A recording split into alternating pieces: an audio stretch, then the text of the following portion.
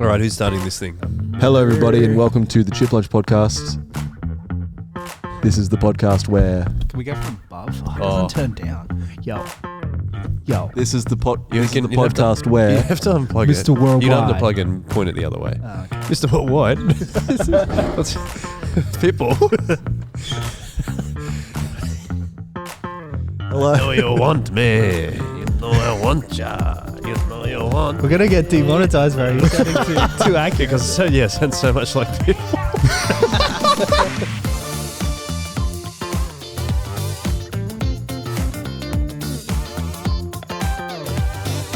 Hello, welcome to the Chip Lunch Podcast. We're back in the Third Space Studio. Yes. It is fantastic to be here. Woo! We're back with the OG3. I think we should get Founding jackets members. made. What are jackets? OG3. That's like It sounds like a supplement. Yeah. or there's like Robert Griffin Jr. the third. Oh, so they yeah. call him yeah. RG3. He's Nice. an NFL player. Yeah. No, is it Ken Griffey?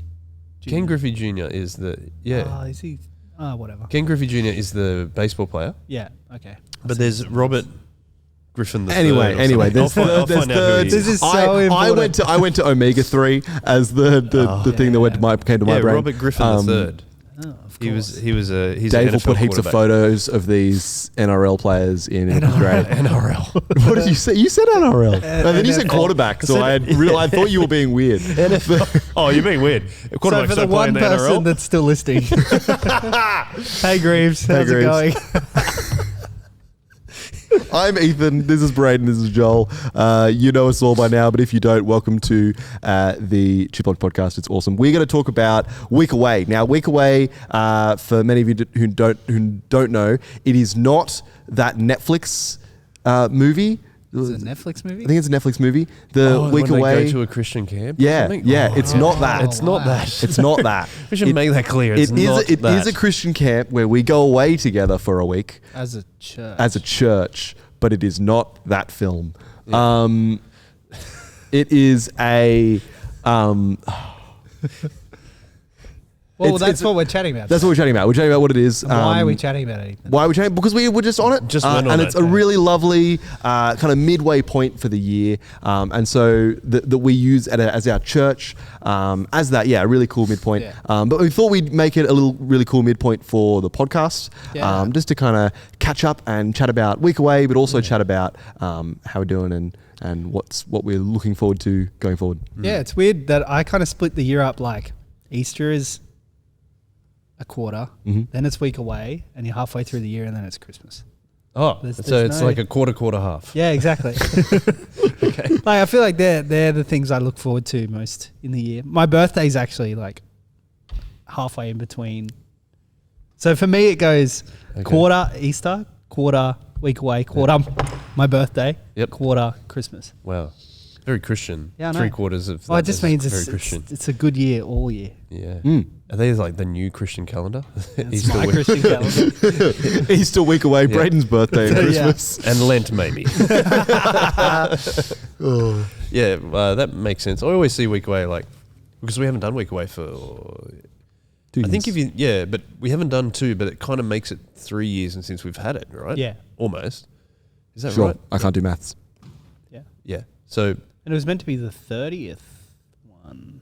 was it? Yeah, I think we missed the 30th one. Oh. Or something like that. There was Bit some sad. milestone that was meant to be. Oh, Wow. well, that was Or 25th or something. I don't remember. well, yeah. So we haven't done it for a while either. Yeah. So that's what was really cool about this Week Away that we've just been on. I had an excellent time. I found that I actually went away later.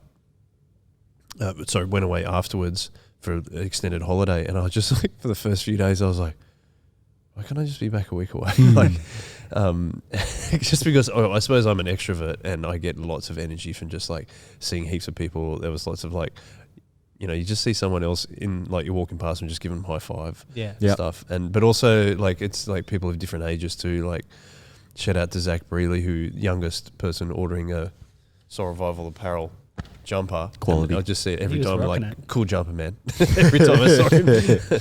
So I'm still missing it, to be honest. I had such a fun time. So Any reflections from you guys? Yeah, I always have this like weird Wednesday dichotomy where I'm so physically tired, like I'm smashed, and at the same time I'm so sad to be leaving. Yeah. Because I feel so refreshed in terms of like community and hanging out, and yeah, like just so much laughter and silliness, and just getting to sit down. Like every meal, I got to sit down with someone that I haven't got to chat with in a while, and it was awesome. And I kept looking out for a few people that I wanted to chat with because I hadn't seen them, and every time I turn around, someone was already chatting to them. Yeah, I was like, same. Yeah, same. I'll get you next time. But it's that good thing about like, if you know that you're there for the week, you don't have to rush up to someone on Saturday morning. Like, we've got all week to catch up. I think it's so good. That's like the huge benefit of week away is the amount of time.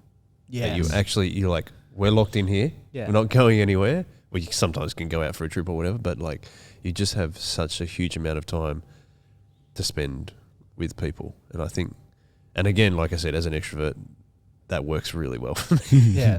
Would you describe yourself as an extrovert, Brayden? Or I am an extrovert with people that I'm already friends with. Does that make sense? Yeah. It takes no energy. I gain energy from hanging out with people I'm friends with, but when I have to make new friends and stuff, that's what saps my energy. Okay, that's interesting. So a week away, do you feel sapped by that energy or not? No. A week away, it's generally just the physical side that burns me. Because you stay up so late. Well, like the earliest I went to bed was like 2:30 or something. So like, Yeah. And then I was waking up. I had the blessing of being on music a lot, which meant I was getting up at 7. So I was like going to bed at 2:30, waking up at 7 every morning, and that burns the candle at both ends for a while. But like I feel completely rejuvenated by week away. Like, I love it. It just like it keeps me going for the rest of the year, and I look forward to it. Like all year. Yeah. So like That's I would super say, I don't know. There's those weird categories of like extroverted introvert or introverted extrovert. Or The whatever. ambivert. Okay. Yeah. All those. I would say I'm one of those weird ones. That's interesting. You are you extrovert, Ethan? I believe so. Yes, I think that would be what I'd. I think classify I'm it as. probably there too. Yeah, I'd say so. Yeah. Yeah. Because I love just hanging out with people. Like I just Put me in space. I'm at my most extroverted with people I don't know. Yeah. You are. Yeah. I reckon I'm not. I turn it up to 11 when I don't know who this person is. Hello. It is almost easier because there is that slight potential that I'm never going to see them again, and so they don't care. And so let's just go nuts. But that means bringing it back to week away. It's actually really cool that there's a lot of people that are introverts and extroverts and in between erts, and it's really cool because everyone has a really similar reaction afterwards anyway. Like being like, oh, that was awesome. Yeah. Like it doesn't matter whether they have a particular penchant Penchant. that one to chatting to being keen to chat to people or not. It is actually such a beautiful, rejuvenating time for everyone. Yes. As we do get to hang out with people, and we get to hang out with people we know. We get to hang out with people we don't. If you're an introvert, like there's people that you just wander off on your own for an hour or so, or a little while, and read a book or sit on your phone or whatever. Well, not really sit on your phone because there's no signal. But Let's talk about that soon because I like that. yeah, I like that too. But there's that idea of as a community where we go a week away together. We are there to hang out with each other, but because we all love each other so much, it's okay if you need to walk off for a bit. Yeah. I will never walk off for a bit because I will be following people who are wandering off. But Hey, where you guys going? Where are you going? Oh, yeah, let's go. Yeah. But it is a really cool space that is totally okay for all of that. I have been going a week away since I was really little. I've grown up as a kid through week away, and then a young adult through week away. And then a teenager, and now a young adult at a week away. And at all those stages of life, it's a really cool place to be. And one of the things I love about it is being able to hang out with those younger and older than you. I think that when I was going on it originally, it was a camp out of Guymer Anglican Church that was for the young adult community. And so I was the only kid because none of them had kids. And I would get to hang out with all these older kids for lack of a better word, and it was really fun. And it's always been like that, right? Like something that was really beautiful this year was turning around and one of the year 7 boys going, "Hey everyone, I want to start a game of Risk." And it was about 10 at night, which is a dreadful time to start a game of Risk, but also the only time to start a game of Risk. And all these like there was adults and there was young teenagers and people being like, "Oh, I'll hang out with you and I'll play." And that was really, really cool. And that's a really beautiful. We talk a lot about being all age, all stage. Yeah. And that's one of the things I love about Week Away is that it just ticks that box and I massively. Think it's such a big win. Like, I had the same experience playing some kind of, I can't remember what the coloured game was. It was Hues and Cues. Hues and Cues. It was very fun. But I was playing with Shani, who's in primary school. I was playing with Tim, who's a silver fox. I was playing with Haley. I was playing with, we were playing with people from like such a different number of age ranges, also like different gatherings of people we don't normally get to hang out with. And I'm like partly colorblind and I still won. So that's why.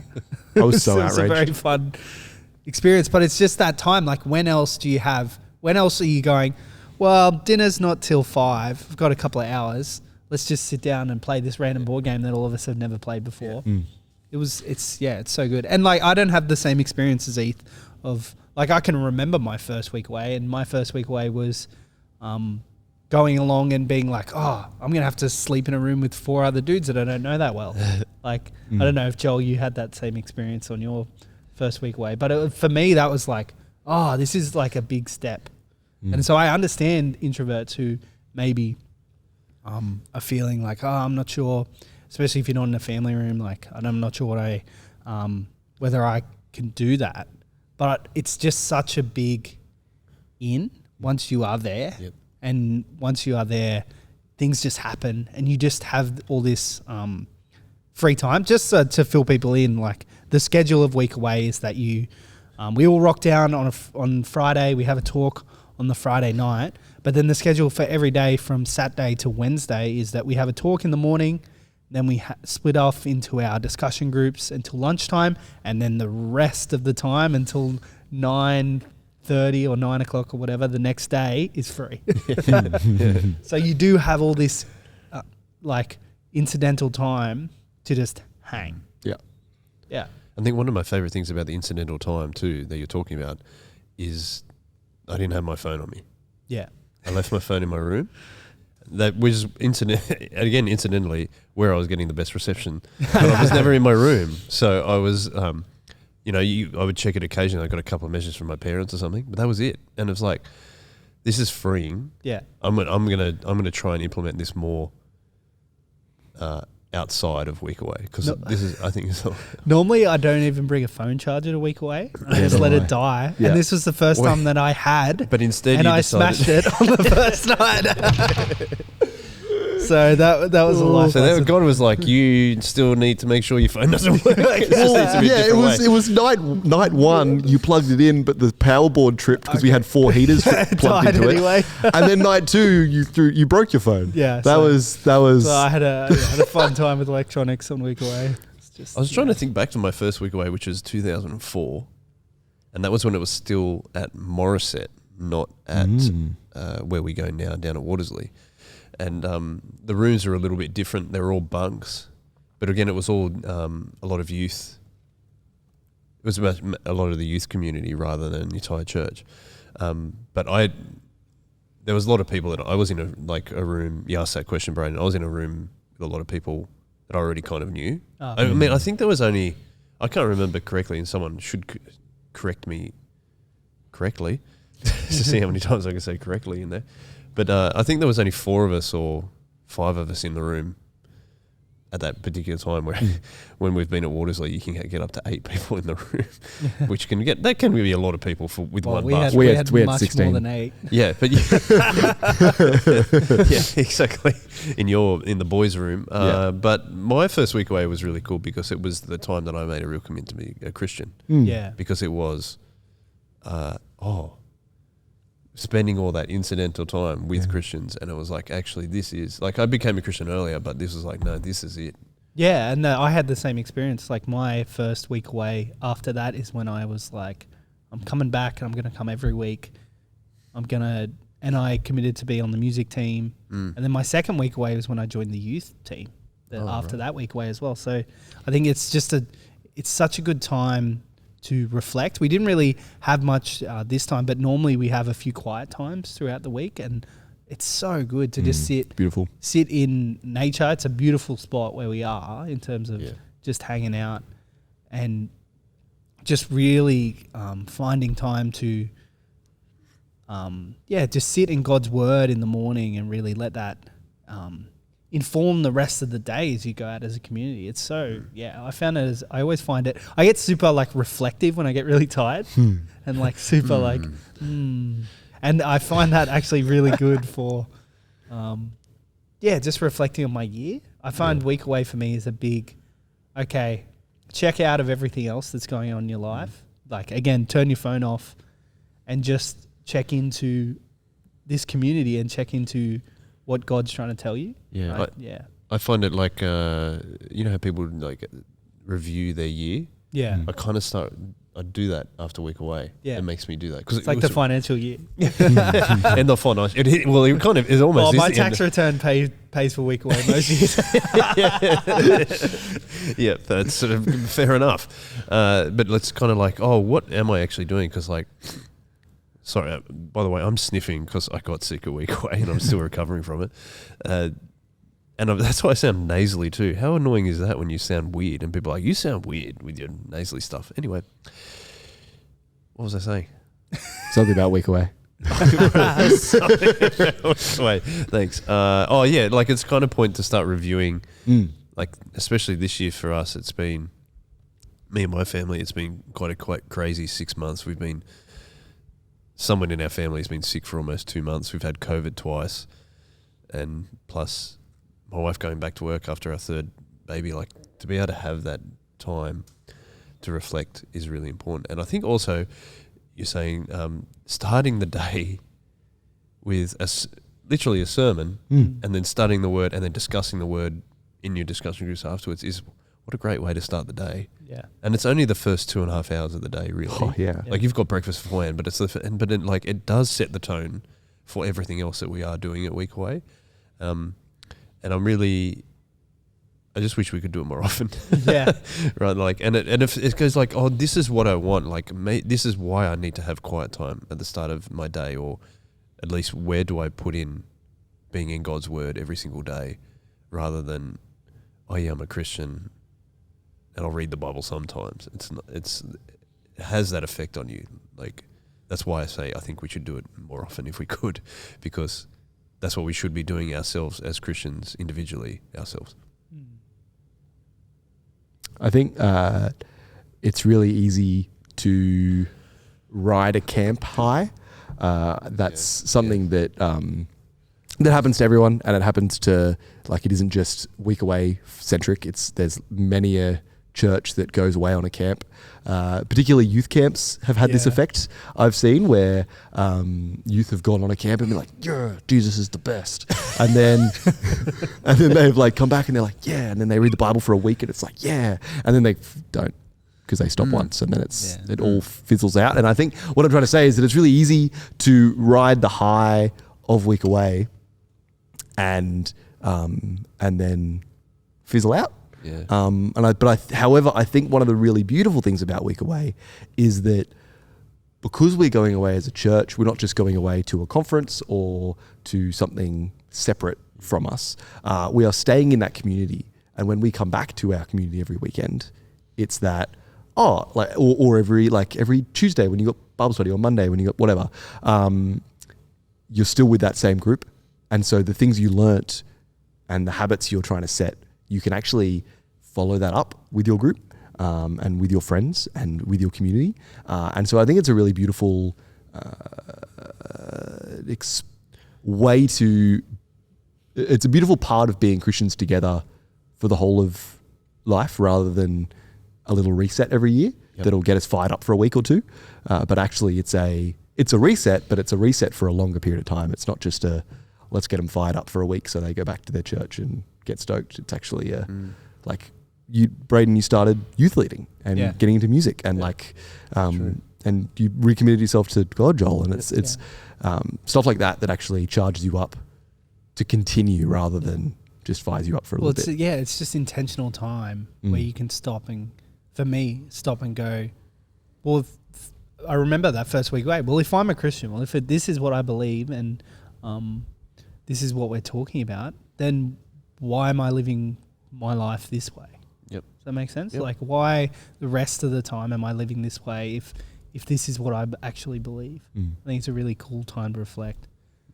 Sorry, the fire alarm's going up in the building that we live in. Yeah. Is that our fire alarm? No, it's South Village fire. South Village fire Oh, that alarm. you live in. Oh, okay, cool. Well, at least you're evacuated already. Well, yeah, I just got a notification from Becca and Jared saying the alarm's going up. Do we have to get out? It's Anyway. probably your wife setting fire to something. The thing that I was going to say is, like, we talked about commitment. Stop cooking lunch, Beck. Too often. Yes, all the times we start the fire alarm. Yeah. Anyway. Every time. You were saying, like, there's that recommitment. Mm. And I think that's a really good point, Brayden, because that's how I felt. But that was something that also came out of the talks by Peter Haywood, Bishop of Wollongong. Shout out to him for doing the talks. But also, like, he talked about being disciples, not just followers. The followers, and we talked in, he used a lot of the passages in Luke to illustrate his sermons. That's what the talks were on. Was it Luke 9:23? No, that's where we got the Jared, our designer, got the idea for Hello wherever Studio. I will follow. Thank you to Hello Studio and all their employees. Like, it was more about, like, being disciples is that we don't just go to camp and get stoked on Jesus and then we're like, oh, and then we just we're a follower of Jesus. Like, a disciple of Jesus is, yes, a follower of Jesus, but also disciple means you're always learning, which means you need to be in the Word, you need to be talking to God, you need to be praying and trying to live out at all times. And as you were saying, Ethan, at all times of our lives, not turning up at church. And I think that's something that I find great about our church is that we're encouraged through our community to live as Christians throughout all of our life rather than just at the times it's convenient for us. And I think that was one of the biggest encouragements that I got out of the talks was we can say we're Christians, but are we living as disciples? Are we...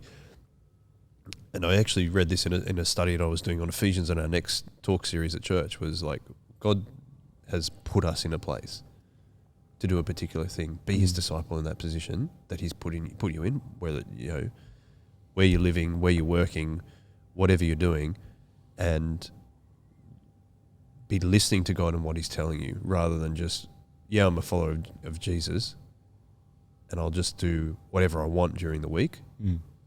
It's a good juxtaposition what you're talking about, Brayden. Both of you and I had that recommitment and it was like, no, this is all of life. So I suppose to flip that into, we've talked about week away, but also it is a good halfway point of the year. And I talked about reflecting on our years. I was interested to hear you guys think about whether it's a podcast or something in your life. What has this first half of the year been like for you? And has it been tough? Has it been exciting? Ethan, you got married. What's something that you guys want to reflect on for this first half of the year? Also, while you think about that. Penchant. That's how you pronounce penchant. Partial. Penchant. Passion. Penchant. Penchant. Penchant. It's spelled penchant. He has a penchant for adopting stray dogs. Is that really? Yeah, that's what it said. Okay. Anyway, Penchant. first half of the year.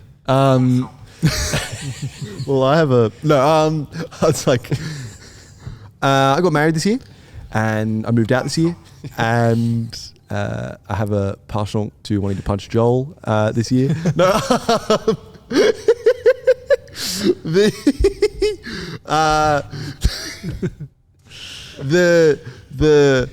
this year has been wild and that's completely different to literally any year of my life.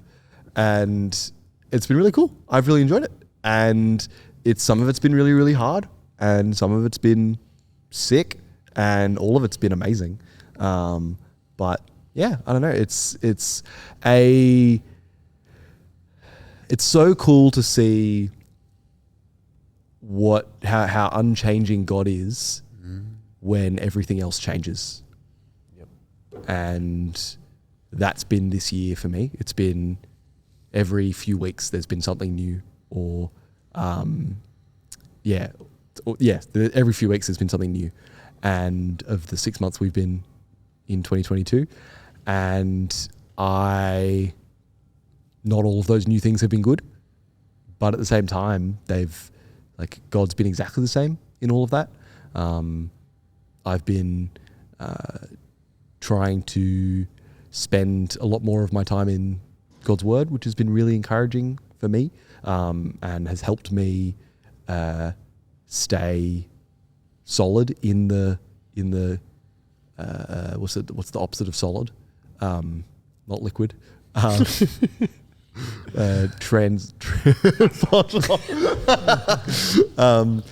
the when everything else is all vibey, for lack of a better word, all over the place. There we go. Thank you.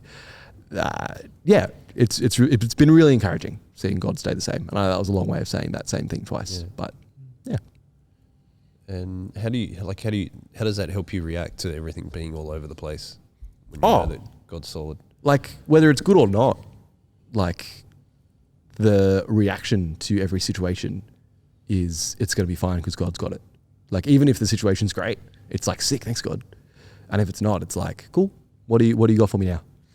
Let's go.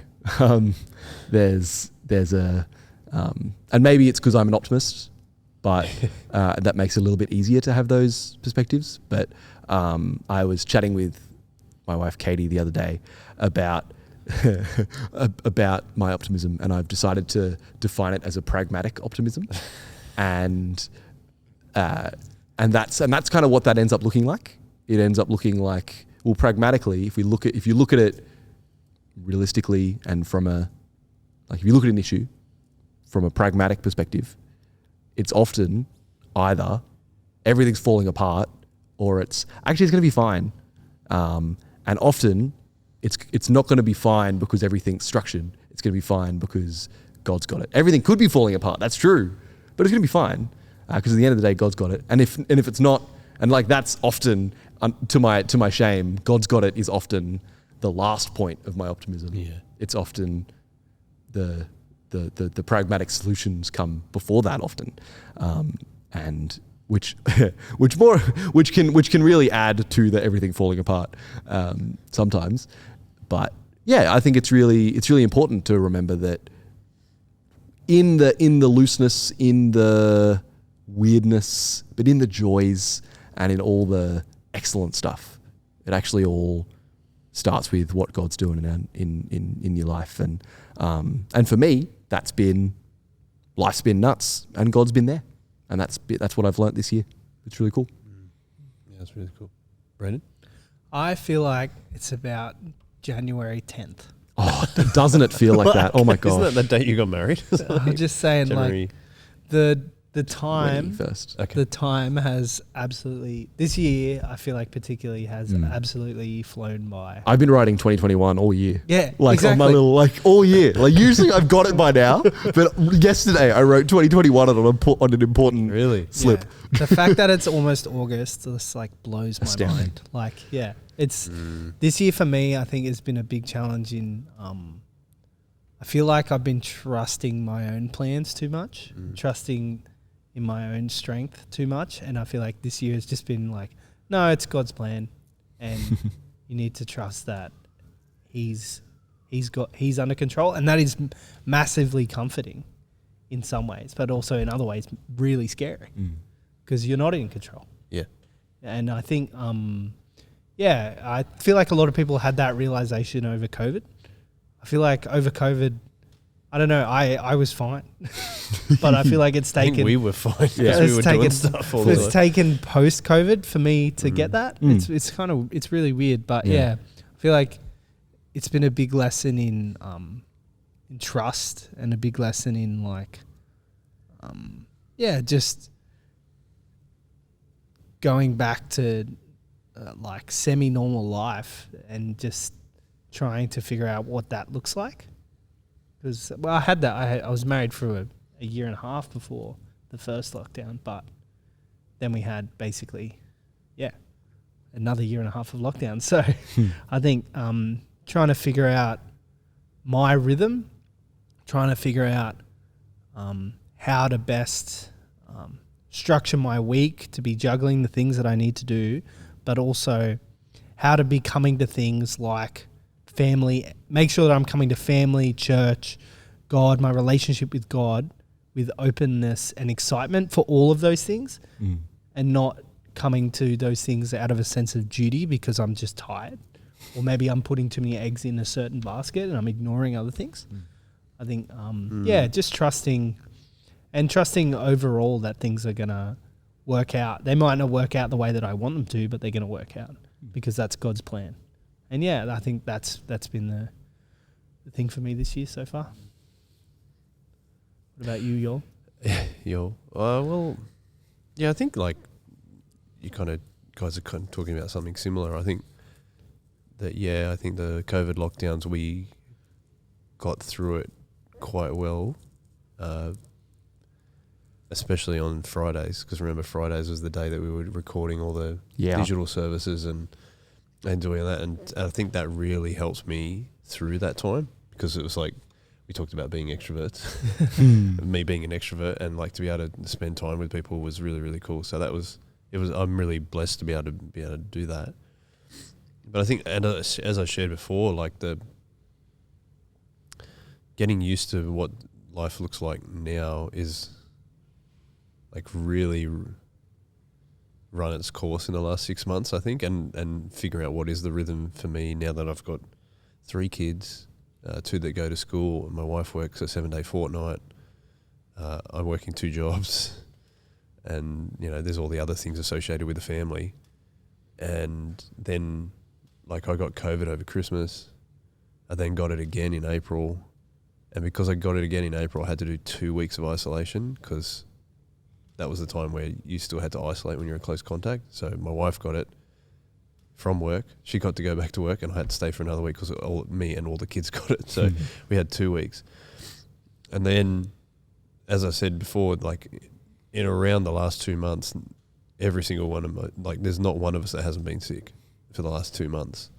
So that's been, I've found like I've got really despairing, and also, I wouldn't say depressed, but just like really down about it, and really lethargic, and what's the right word?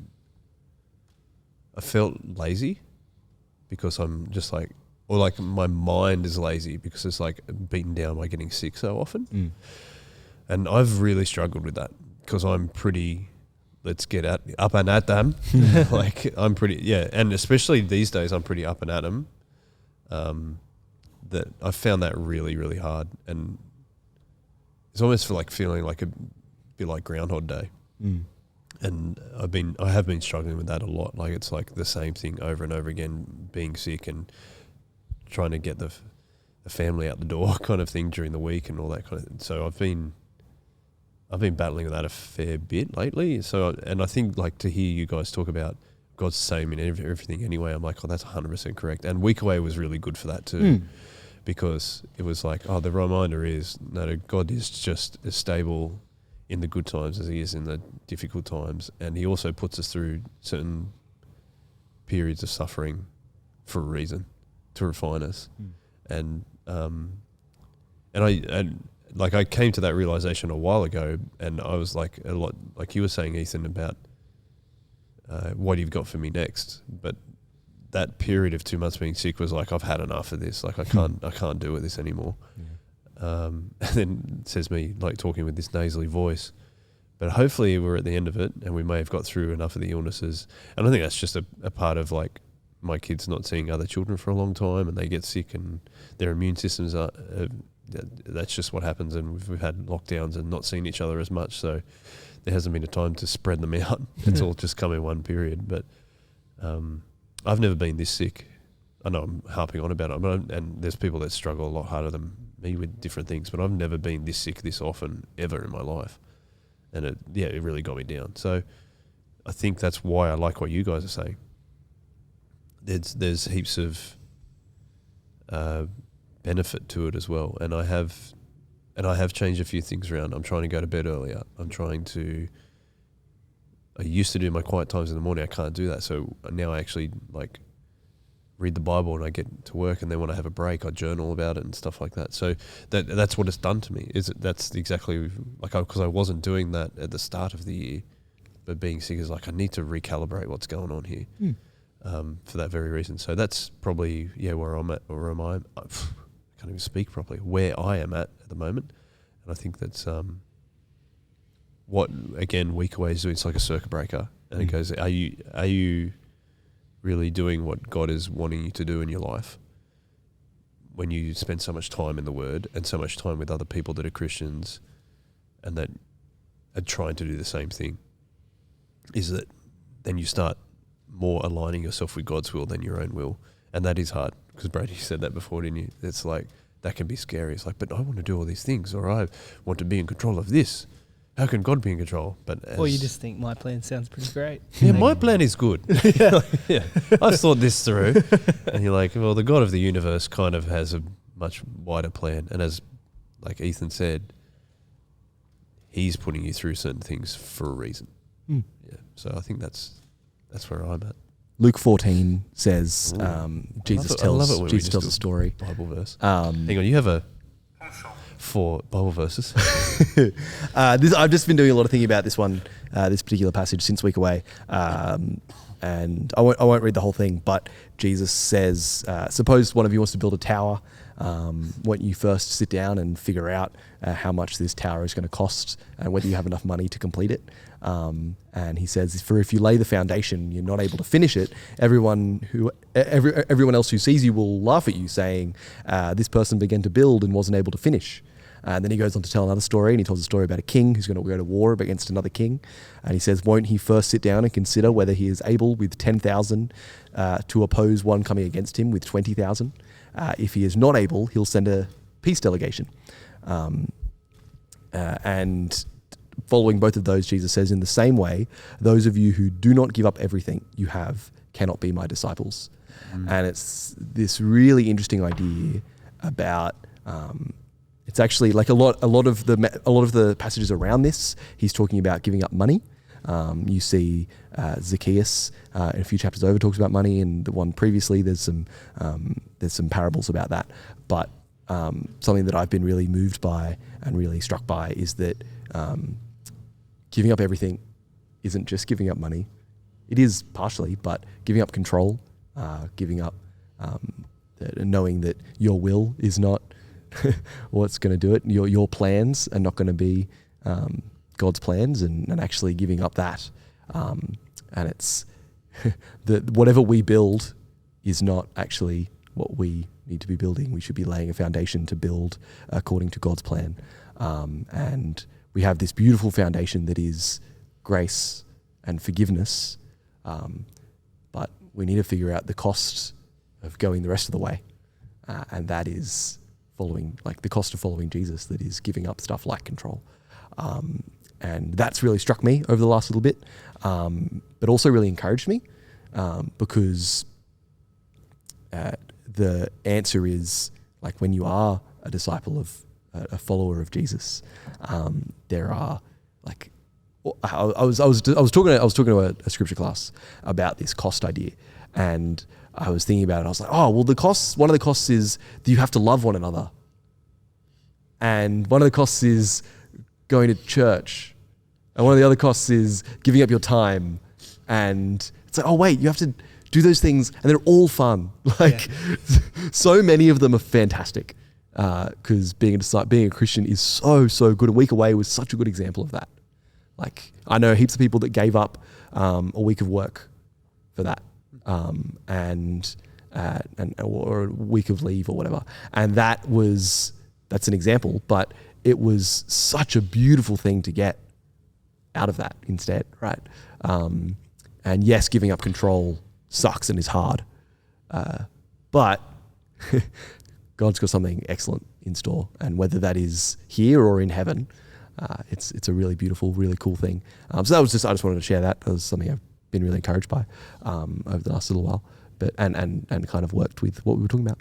Yeah, I mean, like, the cost thing is really interesting to me because we think about it as we always try to express church intergenerationally here. Like to see if you have kids my age, my son's 8, my daughter's 6, and then my youngest daughter's almost 2. And you don't, the 2 oldest one I didn't see. Even at meal times. It was like kind of at bedtime. We're like, hey, it's time for bed. And they've really struggled to go back into life where they have to listen to what I have to say a lot of the time. But the cool thing about that is that they don't see it as a cost. They can't wait to spend time at church with their friends because it's a really loving environment because of what you're saying is, and we're trying to model that to them, but they're also doing that themselves. Then they went and looked after my younger daughter. Like the 6-year-old girls, 6 or 7-year-old girls, all made sure they were looking after Remy, my youngest daughter. And we're like, oh, okay. But then you see like there were teenage boys looking after playing board games with like kids that were half their age. Fully. And I don't know if there's anywhere else that happens. Or you guys are playing board games with kids or people that are a lot older than you. And I think the cost of serving each other brings that to light so much more. And I am so thankful that I grew up in a situation, like I've grown up in a situation like that, and now I get to see it. I still do it, but I get to see it with my kids now too. And the difference it will make for them in their lives compared to what I had is just monumental. And I can't thank enough the kids that helped out my kids, but also the parents that also encouraged their children to do so as well.